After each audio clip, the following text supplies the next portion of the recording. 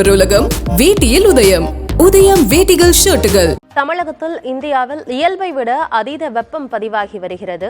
வெப்ப அலை வீசும் இன்னும் சில நாட்கள்ல கத்திரி வெயிலும் தமிழகத்துல தொடங்க இருக்கு. இப்பவே வெயில் பல இடங்கள்ல 100 டிகிரி ஃபாரன்ஹீட்டுக்கு மேல பதிவாகிட்டு இருக்கு. இன்னும் கத்திரி வெயில்லாம் வரும் அப்படின்னா எந்த அளவுக்கு வெப்பம் பதிவாக போகுது, இதுல இருந்து நம்மளை எப்படி தற்காத்து கொள்றது அப்படின்ற விஷயங்கள் குறித்து தான் நம்ம பேசிட்டு இருக்கோம். தொடர்ந்து பேசலாம்.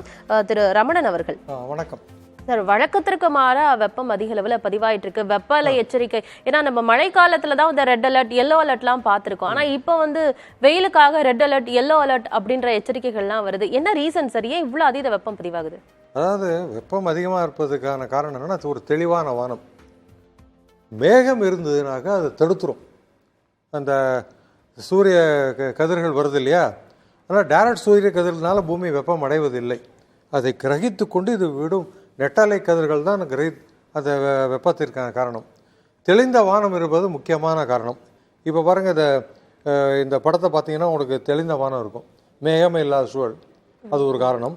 அடுத்தது காற்று பாருங்கள், நிலப்பகுதியிலேருந்து வருது, தெற்கு இந்த தென்மேற்குலேருந்து வருது. ஸோ இதன் காரணமாகவும் நிலப்பகுதியிலேருந்து வருவதன் காரணத்தினாலே உங்களுக்கு வெப்பம் அதிகமாக இருக்குது. ஸோ இதெல்லாம் தான் காரணம். அடுத்தது பாருங்கள், இது ஆஃப் பண்ணி இது அடுத்தது எதான ஒரு வரணுன்னாக்கா மழை வந்தாலும் குறையும். அட்லீஸ்ட் கடலோர பகுதிகளில் கடல் காற்றுன்னு ஒன்று இருக்குது. இந்த கடல் காற்றானது காலை 10:30 மணி அளவிலே தொடங்கினால் உங்களுக்கு உயர்ந்தபட்ச வெப்பநிலை அன்றை பதிவு செய்யப்பட வேண்டிய அந்த சராசரி வெப்பநிலை அளவில் இருக்கும். எந்த அளவிற்கு தாமதப்படுகிறதோ அந்த அளவிற்கு இந்த வெப்பம் உயரும். அது ஒன்று. ஏன் மேகமே வரல அப்படின்லாம் ஒரு காரணம் உங்களுக்கு தோணலாம்.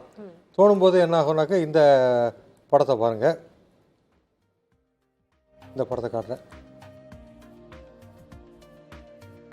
ஸோ இந்த படத்தை பார்த்தீங்கன்னாக்கா அதுலேயும் ப்ராஜெக்ட் எடுத்து பாருங்கள். இந்த இடத்துல ஏன்னு போட்டிருக்கேன் தெரியுதா, ஒரு லெட்டர் ஏன்னு, அதான் ஆன்டி சைக்ளோன் ஏ. இந்த மாதிரி ஒரு அமைப்பு இருந்துன்னு வச்சுங்கோ, உயர்ந்த காற்றழுத்த பகுதி இருந்ததுன்னா மேகமே உருவாகாது. பொதுவாக இது எங்கே இருக்குன்னாக்கா பாலைவனத்தில் இந்த மாதிரி இருக்கும். ஸோ பாலைவனத்தில் இருக்குன்னாக்கா நம்ம இனிமேல் நம்ம பாலைவனம் எடுத்தோம் அப்படின்னு நினைக்க வேண்டாம். ஏதோ ஒரு சில நாட்கள் இருக்கும், மாறிடும். ஸோ இது மாறக்கூடிய நிலை இருக்குது, வர நாட்களில் மாறும். அப்போ அதனால தான் இப்பவே பல இடங்கள்ல 111 டிகிரி ஃபாரன்ஹீட் எல்லாம் பதிவாயிருக்கு. அதுவே நமக்கு தமிழகத்துல ரொம்ப அதிகபட்ச அளவு தானே. இன்னும் இப்ப கத்திரி வெயில் வேலை மறுநாள்ல இருந்து தொடங்குது. வானிலையில் பயன்படுத்தப்படுவது இல்லை, வானிலை சொல் கிடையாது, ஒரு ட்ரெடிஷனலா பஞ்சாங்கத்தை அடிப்படையில் சொல்லக்கூடியது. ஸோ இந்த படத்தை பாருங்க, இது இந்த 48 மணி நேரத்தில் என்ன மாதிரி வெப்பம் இருக்குங்கிறத காட்டுகிறது. ஸோ இந்த ஸ்கேல் சைடில் பாருங்கள், இது 45, இது 47 இப்படின்லாம் இருக்கு இல்லையா. இந்த ஸ்கேல் இதுதான். இப்போ இந்த இடத்துல உங்களுக்கு இந்த 45க்கு மேலே இருக்கிறதுங்கிறது ராயல்சீமா, அதுக்கப்புறம் தெலுங்கானா இந்த பகுதியில் தான் இருக்குது. ஸோ அங்கே அதிகமாக இருக்கலாம். நம்ம தமிழ்நாட்டை பொறுத்தவரையிலும் 40லேருந்து இந்த 42 என்ற நிலை தான் இருக்குது பொதுவாக. ஸோ அது பொதுவாக என்னன்னாக்கா திருச்சியிலேருந்து ஆரம்பித்து வேலூர் வரல, சேலம் வழியாக அந்த பகுதியெல்லாம் அந்த மாதிரி இருக்குது. ஸோ இந்த மாதிரி வெப்பத்தை எதிர்பார்க்கலாம். அடுத்தது மழை எதானே இருக்குமா, மழை இருந்தாலும், ஏன்னா கடல் காற்று என்பது உங்களுக்கு 40 கிலோமீட்டர் தான் இருக்கும் கடல்லேருந்து. அதுக்கப்புறம் மழை பெஞ்சால் தான் குறையும் உள்பகுதிக்கு. ஸோ அதனால் மழை இருக்கிறதுக்கான வாய்ப்பு உண்டா அப்படின்ற கேள்வி எழும். இல்ல, ஒரு சில இடங்கள்ல, குறிப்பா இந்தியால அந்த பனி பிரதேசங்கள்ல திரிபுரா, மணிப்பூர் அந்த இடங்கள்ல எல்லாம் மழைக்கான வாய்ப்பு கொடுத்திருக்காங்க. நம்ம தமிழ்நாட்டுல கொடுத்திருக்காங்களா, இனி வரும் காலங்கள்ல மழைக்கான வாய்ப்பு இருக்கா அப்படின்ற பத்தி நம்ம தொடர்ந்து பேசலாம் சார்.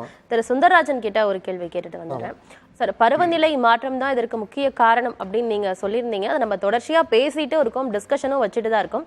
ஆனா சுற்றுச்சூழல் சுழற்சிகள் இருக்கு இல்லையா, அந்த சைக்கிள் அதுவுமே நிறைய பாதிக்கப்பட்டிருக்கு இல்லையா, அதை நம்ம எப்படி சரி பண்றது, அது குறித்தும் சொல்லுங்க சார். இப்போ நேச்சுரல் ஃபினாமினான், இயற்கையாக இருக்கக்கூடிய நிகழ்வுகள், சில நிகழ்வுகள் இருக்குது. இப்போ உதாரணமாக எல்னினோ, லானினோ, இது காலநிலை மாற்றத்தால் உருவானது கிடையாது. ஆனால் எல்னினோங்கிறது என்ன அப்படின்னா, இப்போ எல்னினோட விட்ரால் ஃபேஸ், எல்னினோ முடிஞ்சிட்டு இருக்குது. ஸோ விட்ரால் ஆகுது எல்னினோ. ஸோ கண்டிப்பாக வெப்பம் அந்த காலகட்டத்தில் அதிகமாக இருக்கும்.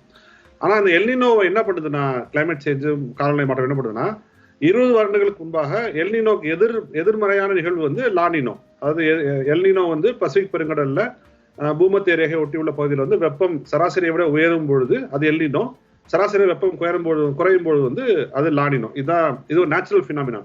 ஆனா இப்ப கிளைமேட் சேஞ்ச் என்ன பண்ணுதுன்னா, காலநிலை மாற்றம் என்ன பண்ணுதுன்னா, கடலோட வெப்பம் அதிகரிக்கிறதுனால, ஓஷன்ஸோட டெம்பரேச்சர் அதிகரிக்கிறதுனால 20 ஆண்டுகளுக்கு முன்பாக எது வந்து எல்னினோ காலகட்டத்தில் ஒரு ஆவரேஜ் டெம்பரேச்சர் இருந்துச்சோ அது வந்து இப்ப லானினோ காலகட்டத்திலே வந்துருது. அப்ப எது வந்து மேக்ஸிமம் டெம்பரேச்சர் இருந்துச்சோ மேக்ஸிமம் ஹீட் கண்டிஷன்ல அது இப்ப மினிமம் ஹீட் கண்டிஷன்ல கூலர் பீரியட்ல வர ஆரம்பிச்சிருச்சு. ஸோ இந்த மாற்றம் இருக்குல்ல, அதாவது நேச்சுரல் பினாமினா எப்படி வந்து கிளைமேட் சேஞ்ச் வந்து அதிகரிக்குது அல்லது வந்து எக்ஸாபரேட் பண்ணுது அப்படிங்கிற விஷயம் தான் அந்த எல்னினோக்கும் லானினோக்கான ஒரு விஷயம். இப்ப ரமணன் சார் சொன்னாங்க இந்த ஆன்டி சைக்ளோன் சொல்றாங்களா, இப்போ அவங்களே சொன்னாங்க ஆன்டி சைக்ளோன் வந்து பொதுவாக ரொம்ப ட்ரையர் கண்டிஷன்ஸ்லாம் வந்து உருவாகும், ரொம்ப ட்ரையர் கண்டிஷன்ஸ்லாம் வந்து உருவாகும். இப்ப இங்க என்ன நமக்கு வந்து ஏன் உருவாச்சுன்னா, மேற்கு பக்கம் வந்து வரக்கூடிய காற்றும் கிழக்கு பக்கம் வந்து வரக்கூடிய காற்று வந்து ஒன்றோட வந்து சேரும் பொழுது ஒரு ஒரு ஒரு அவரோட சென்டர் போர்ஷன்ல ஒரு பெரிய டென்ஸான ஒரு காற்று பகுதி வந்து உருவாகும். ஆனா எங்களுக்கு என்ன ஆச்சரியமா இருக்குன்னா, ஏன் நம்முடைய ப்ரெடிக்ஷன்ஸ் எல்லாம் வந்து ஏன் வந்து சயின்ஸ் வந்து என்ன சொல்லும் பொதுவானா, கோடை மழை அப்படிங்கிற மழை எப்படி வரும்னா, பொதுவாக வந்து கோடை காலத்துல வந்து காற்று வந்து வெப்பமா இருக்கும், ஏர் வந்து ஹீட்டப் ஆகும், தண்ணி வந்து நீராவியாகி இருக்கும் அங்க கோடை காலத்துல அதிகமா இருக்கும். ஸோ அந்த நீராவியான காற்று வந்து மேல போகும்போது அப்படியே போய் சேர்ந்து எக்ஸ்பேண்ட் ஆகிட்டே போய் அங்க வந்து மேகம் உருவாகும். அந்த மேகம் கண்டென்ஸ் ஆகி மழையா பெய்யும். இது வந்து கன்வெக்ஷன் ரெயின்ஸ் சொல்லுவாங்க. அதாவது நிறைய கன்வெக்ஷன் ரெயின்ஸ் வந்து கோடை காலத்துல வந்து நடக்கும். ஏன்னா காற்று வந்து சூடா இருக்கும், தண்ணி வந்து நீராவியா இருக்கும். இப்ப இந்த கன்வெக்ஷன் ரெயின்ஃபாலும் இல்ல. ஏன் இப்ப கோடை மழை நமக்கு வந்து பெருசா பெய்யுது? பொள்ளாச்சில இருந்து ஒரு வீடியோ நண்பர் ஒருத்தர் அமைச்சாரு. அங்க இருக்க தென்னை மரங்கள்லாம் அப்படி பட்டு போய் 85% வந்து நமக்கு வந்து கோடை மழை வந்து குறைவாக வந்து பெய்திருக்கு. அப்ப 85% கோடை மழை குறைவாக பெய்திருக்கு. அப்ப ரமணன் சார் சொன்னாங்கல்ல, மழை பெய்யுதான் ஒரே வழி, ஆனா மழை பெய்யல. அப்ப இது எல்லாவற்றையும் ஒருங்கிணைந்து பார்க்கக்கூடிய விஷயம். நமக்கு வந்து இந்த வெதர் சிஸ்டம்ஸ், ஈகோ சிஸ்டம்ஸ் எல்லாமே தனித்தனியாக இயங்கக்கூடியவை அல்ல. நீங்க வந்து கல்ஃப் ஸ்ட்ரீம் இருக்கு, அமாக்குன்னு சொல்லுவாங்க. அது வந்து எப்படின்னா பசிபிக் அட்லாண்டிக் பகுதியில் வந்து ஒரு காற்று ஸ்ட்ரீம், ஓஷன் கரண்ட் வந்து வடக்கு நோக்கி போகும். அது திரும்பி வந்து ஒரு பர்டிகுலர் ஸ்பீட்ல திரும்பி வந்து தான் அந்த கல்ஃப் ஸ்ட்ரீமா வந்து உலகம் முழுக்க அந்த வெப்பத்தை வந்து கொண்டு போய் சேர்க்கும். இது வந்து ஒரு நேச்சுரல் பினாமினா. அது வந்து ரொம்ப ஸ்லோவா இருக்கு. அது ரொம்ப ஸ்லோவானனால இந்தியாவுடைய வானிலை அதிகமாக பாதிக்கப்படுதுன்னா நமக்கு வந்து நிறைய ஸ்டடிஸ் வந்து வர ஆரம்பிச்சிருக்கு. அதனால்தான் இப்போ வந்து வானிலை பொறுத்த மட்டும், காலநிலை மாற்றத்தை பொறுத்த மட்டும் நம்ம குளோபலா வந்து நம்ம மாடல்ஸ் பண்ணாலும் லோக்கலா ப்ரெடிக்ட் பண்ணணும். இங்க தமிழ்நாட்டில் இன்னொரு ஆஸ்பெக்ட் இருக்குது. சென்னையிலலாம் வந்து நமக்கு வந்து அர்பன் ஹீட் ஐலாண்ட்ஸ், பெருநகர வெப்பமண்டல திட்டுகள், அதே நம்ம நிறைய கான்கிரீட் ஸ்ட்ரக்சர்ஸ் யூஸ் பண்ணிக்கோம், நிறைய வந்து ஓப்பன் ஸ்பேஸை விடல, கிரீன் ஸ்பேஸ் வந்து குறைஞ்சிருக்கு, கடுமையாக குறைஞ்சிருக்கு சென்னையில. அப்போ வந்து ஃபீல்ஸ் லைக்னு ஒரு டெம்பரேச்சர் இருக்கும். நீங்க வந்து 47 டிகிரி செல்சியஸ் வந்து நீங்க வந்து பேரோமீட்டர் நீங்க வந்து அளந்து பார்க்கலாம். ஆனா நீங்க எவ்வளவு டெம்பரேச்சரா நீங்க உணர்றீங்கன்னு இருக்குல்ல, அது வந்து மிக கடுமையாக அதிகமா இருக்கும். இப்ப 44 டிகிரி இல்ல 42 டிகிரி சென்னையில சொல்லுவாங்க. ஆனா ஃபீல்ஸ் லைக் பாத்தீங்கன்னா 54 டிகிரி செல்சியஸ் சொல்லுவாங்க.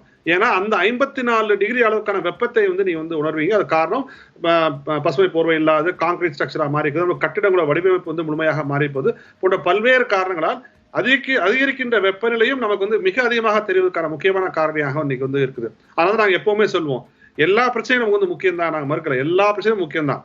ஆனா பிற பிரச்சனையை பொறுத்த மட்டும் காலங்கள் மாறும்போதோ இல்லை ஆட்சிகள் மாறும்போதோ பார்த்துக் கொள்ளலாம், தீர்த்து கொள்ளலாம். ஆனா காலநிலை மாற்றத்தை பொறுத்த மட்டும் வந்தால் பார்த்துக் கொள்ளலாம் என்று நினைத்தால் வந்தால் பார்ப்பதற்கு ஒன்றும் இருக்காது என்பதை நாம் தயவு செய்து புரிந்து கொள்ள வேண்டும். ஏன்னா இன்னைக்கு பாருங்க, நீங்க நாங்க லாஸ்ட் ஒரு 1.5 மாசமா நாங்க வந்து எங்களுடைய பூவுலக அமைப்புல இருந்து நிறைய தோழர்கள்லாம் சும்மா சாலை ஓரமா கடை வச்சக்கூடிய பெண்கள்கிட்ட, காய்கறி கடை வச்சுக்கிற பெண்கள்கிட்ட, பழக்கடை வச்சுக்கிற பெண்கள்கிட்ட போய் பேசி சில கருத்துக்களை வந்து டேட்டா கலெக்ட் பண்ணிருக்கோம். ஒவ்வொருத்தரும் சொல்றாங்க, இந்த கோடை காலம் வந்தோடனே எங்களுக்கு வந்து ஒரு நாளைக்கு வந்து செலவு அதிகரிக்குதுன்னு சொல்றாங்க. ரொம்ப ஆச்சரியமா இருந்துச்சு. ஏன் செலவு அதிகரிக்குதுன்னு கேட்டோம்.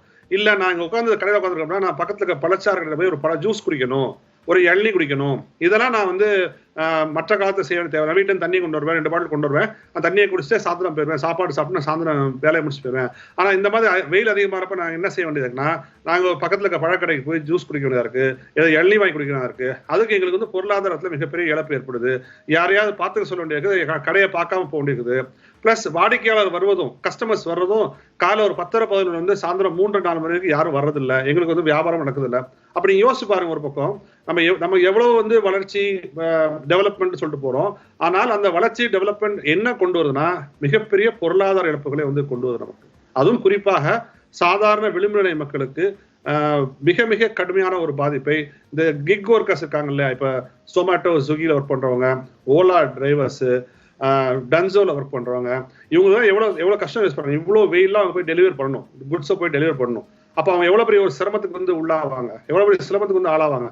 அவங்க வந்து இல்லப்பா நான் வந்து காலைல 10:30 மணில இருந்து சாயந்தரம் 4 மணிக்கு வேலை செய்ய மாட்டோம்னு சொல்றாங்க. ஒரு முடிவு வேற வழி இல்லை, அப்படி செஞ்சுதான் ஆகணும்.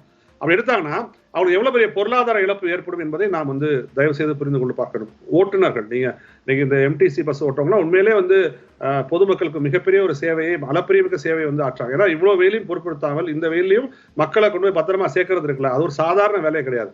அப்ப இன்னைக்கு நமக்கு வந்து எதெல்லாம் வளர்ச்சின்னு சொல்லிட்டு போனோமோ அதெல்லாம் இன்னைக்கு மிகப்பெரிய பொருளாதார இழப்பை வந்து ஏற்படுத்தி கொண்டிருக்குது என்பதை நாம் வந்து புரிந்து கொள்ள வேண்டும். சார், அப்போ பருவநிலை மாற்றத்தை கையாள்வதில் மத்திய மாநில அரசுகள் என்ன விஷயங்கள்ல தவற வர்றாங்க? நம்ம எதுல இன்னும் கவனமா இருக்கணும்? ஏன்னா இனி வரும் காலங்கள்ல நீங்க சொல்லியிருந்தீங்க, இயல்பு அப்படின்னாலே கடுமையான அளவு, கடுமையான வெப்பம் அளவு, அதுதான் வந்து இயல்பான அளவாவே இருக்கும் அப்படின்னு நீங்க சொல்லியிருந்தீங்க. இதை நம்ம எப்படி கையாளணும் சார்?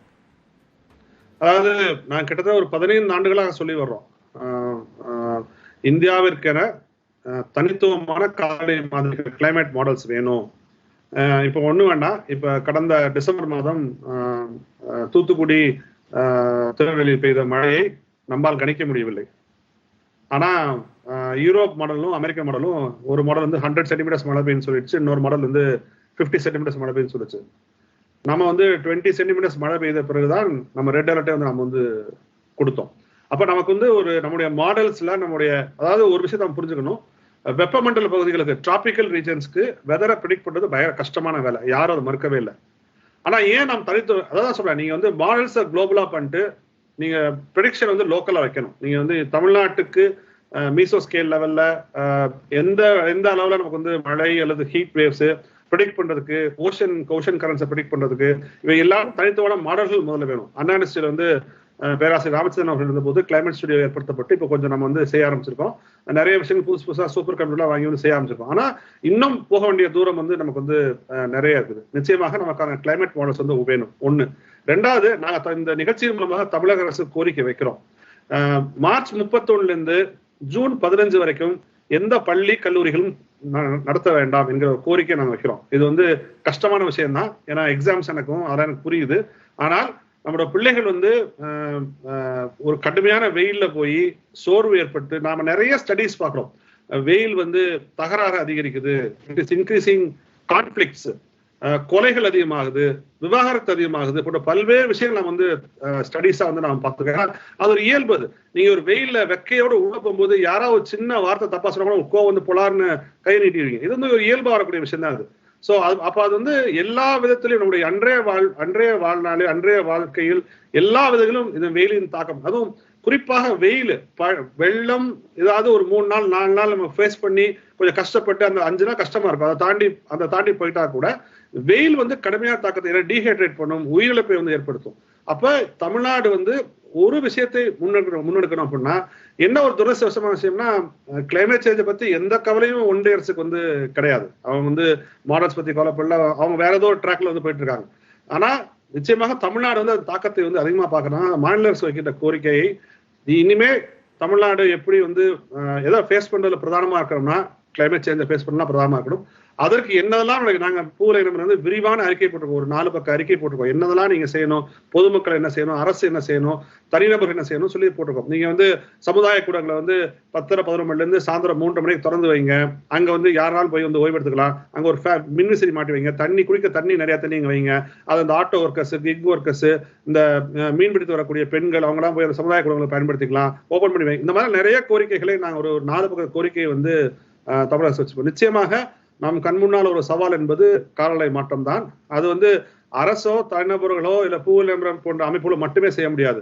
இது ஊர் கூடி தேர்ந்தெடுக்க வேண்டிய விஷயம். ஆனால் எல்லோருமாக நீங்க குறிப்பிட்ட மாதிரி காலநிலை மாற்றம் தொடர்பாக அரசுகள் என்னென்ன செய்யணும் அப்படின்னு நீங்க நிறைய விஷயங்கள் சொல்லியிருந்தீங்க. இதே போல தனி மனிதனுடைய இது முக்கியமும், அவங்களுடைய வந்து கடமையும் ரொம்ப முக்கியமா இருக்கு, அவங்களுடைய பொறுப்பும். அவங்க என்னென்ன விஷயங்கள்லாம் கவனத்துல எடுத்துக்கணும் அப்படிங்கறத பத்தி நம்ம தொடர்ந்து பேசலாம். ஆடவர் உலகம் வேட்டியில் உதயம். உதயம் வேட்டிகள் ஷர்ட்டுகள்.